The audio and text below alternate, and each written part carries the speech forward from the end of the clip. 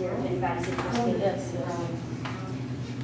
Okay. And I find by crushing it, it isn't as strong.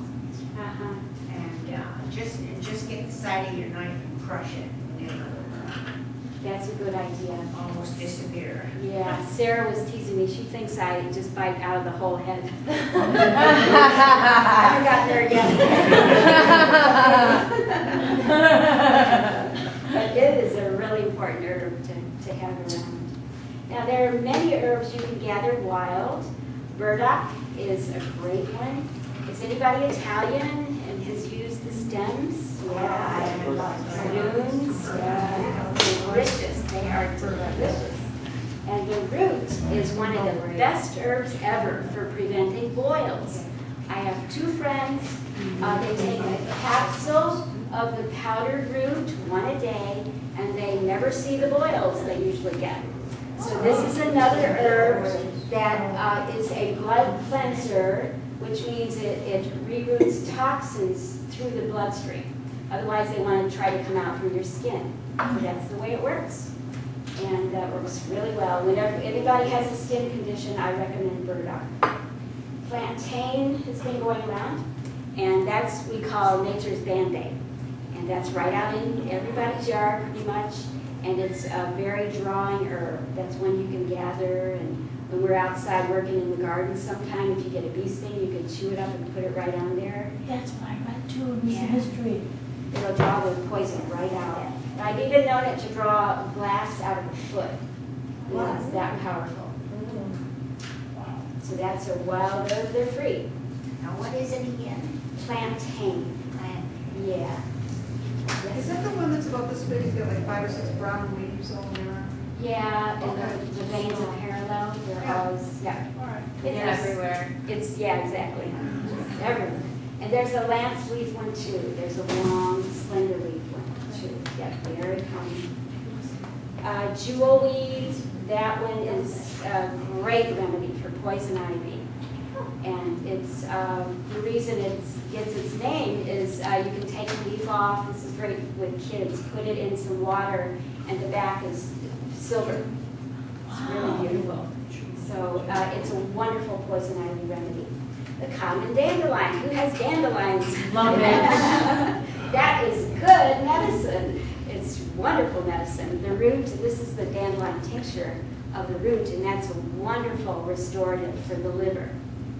So it's a good preventive, keeps your liver working well. The blossoms, you can make dandelion wine. The greens are, my granny's always had batches of dandelion greens. They're so It's tasty. Delicious. And they're loaded with vitamin A, C, and a lot of iron. So they're very delicious and very good. And you always pick it before it blossoms, otherwise it's very tough. Yes, right. Yeah, they get a little bitter. What were the vitamins? Vitamins A and C mostly. Yeah. And we always make kind of a hot vinegar dressing. You can fry some bacon, or if you're a vegetarian, use bacon bits and oil, and then you can add vinegar and a little brown sugar or maple syrup, and then you make that as a hot dressing for your dandelion greens. It's really good. And then Grandma would put sliced hard-boiled eggs on top. That sounds so delicious. Yeah, I got to have a couple batches of that. It was pretty good. Now, there are some herbs that have to be used with caution. And we mentioned allergies, to some of the pollen-filled herbs. Some of the herbs are not recommended, just a handful are not recommended unless you know what you're doing. But at the same time, they're very powerful medicine. So this is a case where you want to go see a practitioner or an herbalist so that they can guide you along. I brought buckwheat today, and some of you might have this in your yard. We'll pass it around so you can get a good look at it. But my grandparents would gather the young shoots every spring, and it's a delicious green. And it was so tasty. But as the plant goes along, when the berries are ready, they're toxic. They're very poisonous. To horses too. Horses? Well, not anybody, but not to birds. It's not toxic to birds. very toxic. Now, the root, on the other hand, is good medicine.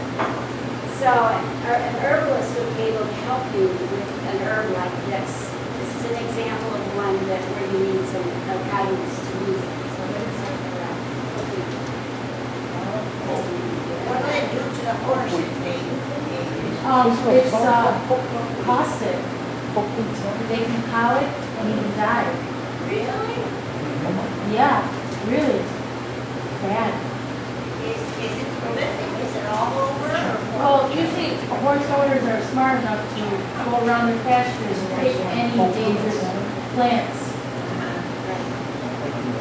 Okay, and another one, I've sent around comfrey.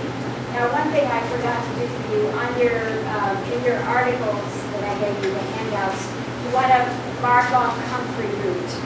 Okay, those, I wrote the articles a few years ago. We don't use comfrey roots anymore. There are pyrolizidine compounds that are actually cancer-causing. But the comfrey leaf, however, is really good medicine for short-term use. Like if someone had ulcers, it would be the first herb I would recommend. And you would use it for about 6 weeks and then stop. We make a topical ointment using the leaves, and it's just wonderful.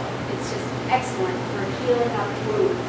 But it makes skin cells grow so fast that you have to make sure, first of all, there's no infection in the wound before you use it.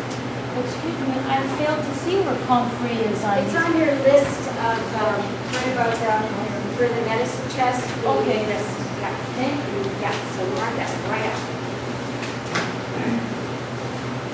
So that one, we don't want you to use comfrey, but the leaves are really good. Is it? What's that?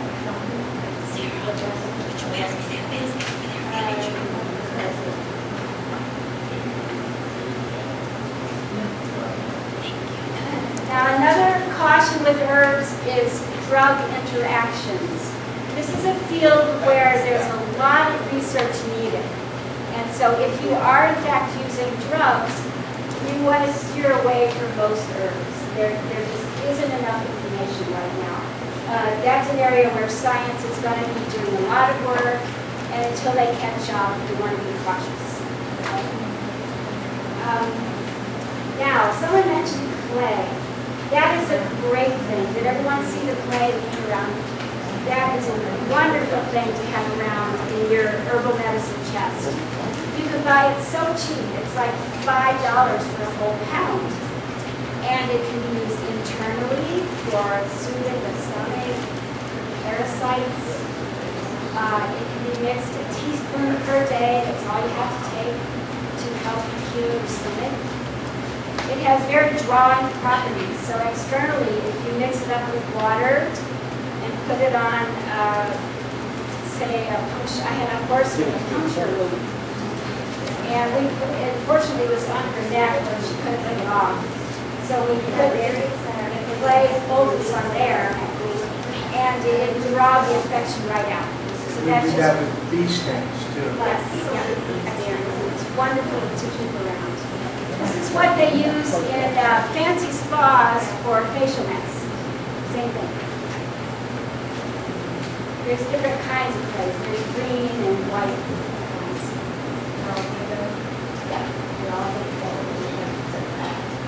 Okay, there are on your list of items for the home medicine chest, there's essential oils that are really good to keep around.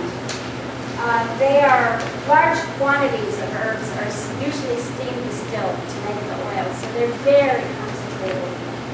And some of our favorites that we keep at home are peppermint oil. You can put a little bit on shiatsu points here and on your temples or your legs. You can put a few drops in a cup of hot water to cure a stomachache. And tea tree oil, Vicki, I think you use a lot of that. Yeah. In fact, around here, if you forget to leave your laundry in the washing machine today because there's something still sour, you put tea tree in the rinse water and